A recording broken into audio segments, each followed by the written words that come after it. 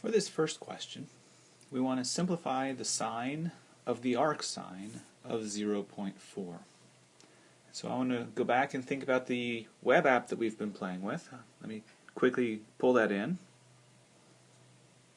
So what I've done is I've set my web app so that I set the y-coordinate equal to 0.4 because that's what the arc sine represents. That is, if I'm looking at the arc sine function, the 0.4 represents a y-coordinate, and the output is the angle that we're looking at. So in this picture, the angle theta is the angle that has this corresponding y-coordinate. And in addition, we have to be restricted to the interval from negative pi over 2 to pi over 2. So then if I ask, well, what's the sine of the arc sine of 0.4? That says we want to go to the angle, and so I've included the other graph now. If I set my angle to the arc sine, so this is the arc sine of 0.4, and then I ask, what is the y-coordinate? That's the sine function. I recover the sine of the arc sine of 0.4, which is the value 0.4 that we started with. In other words, the arcs, if I take the sine of the arc sine of any y-coordinate, I'll get y as long as y belongs to the numbers negative 1 to 1. And the reason that we have to stay between negative 1 to 1 is that the only y values that I can consider are those values between negative 1 and 1.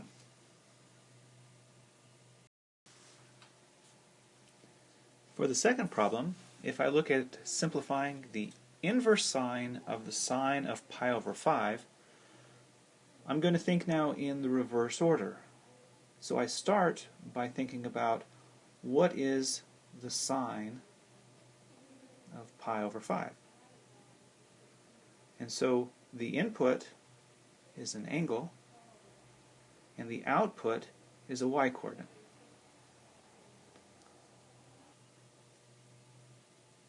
And so what I've done is I've pulled in a graph where my angle was set to be at pi over 5, so this angle is the angle pi over 5, and I can now calculate the sine of that, and this represents the y-coordinate of that point. So this is the y-coordinate of that point. That's the sine. Now, the question asks, what is the arc sine of this sine of pi over 5? And so what I want to do is I want to now think about, okay, if I take that y-coordinate and determine what is the angle that gives that sine, then I actually recover the same angle that I started as. And so the arc sine of the sine of pi over 5 is pi over 5. Now this is only because my angle happens to be in the restricted domain of the sine. So this is only true for angles that are between negative pi over 2 and pi over 2.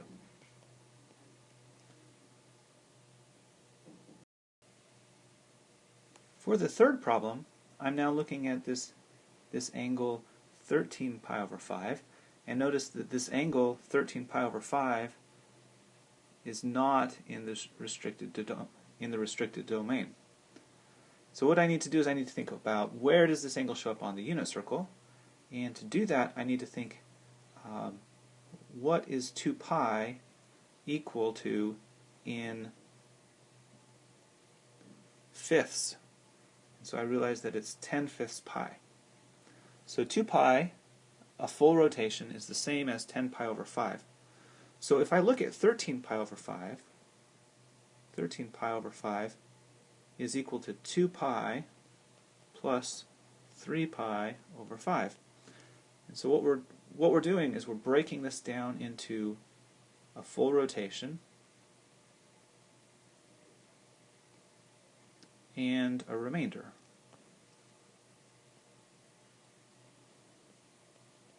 So that I can think about where to put this on the unit circle.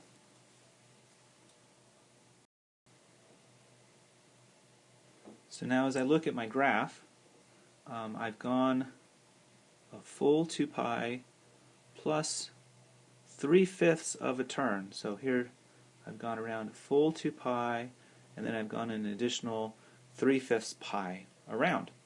And so this is now able to identify for me the sine of 3/5 pi. Or, sorry, of 13 pi over 5, the original angle. Now I want to now say, given that y-coordinate, what is the arc sine of that angle? So the arc sine of the y-coordinate that comes from 13 pi over 5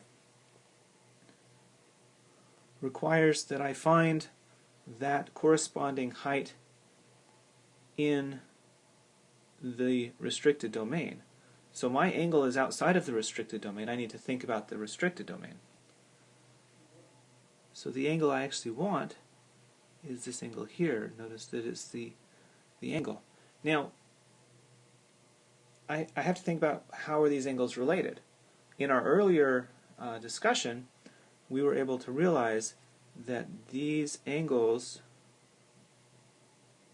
are the same, which means that if I know that this angle on this side is 3 pi,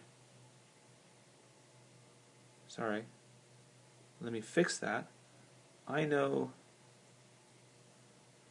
that the full angle is 3 pi over 5, which tells me that the supplementary angle is the remaining 2 pi over 5, and this angle is congruent to the little angle on the right. And so I'm able to determine that the arc sine of the sine of 3 pi over 5 is 2 pi over 5.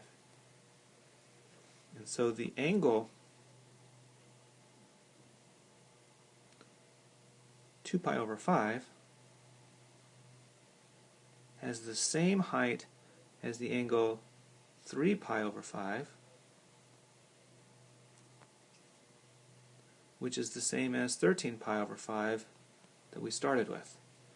And so the angle that the arc sine pulls out is the one in the restricted domain. For the fourth problem, we want to look at the cosine of the inverse sine of 0.6. So we start by thinking, let's interpret, start at the inside out. I want to find the arc sine of a number 0.6. And so the 0.6 represents a y-coordinate, so that the arc sine gives me an angle. So we've opened up our app, and I've set the y value to 0.6, and the arc sine is going to pull off this angle. So if theta is the arc sine of 0.6, this angle that I want is the angle theta. So I've now set my angle equal to theta, so that I get my unit circle at the angle theta, and so the height represents my sine value. So this is the sine of theta, and the x-coordinate represents the cosine of theta. And that's what's asked for in this problem. So we've been asked to find what's the cosine of the angle giving a y-coordinate of 0.6. And the way that I'm going to do that is I'll use the Pythagorean identity to find the cosine.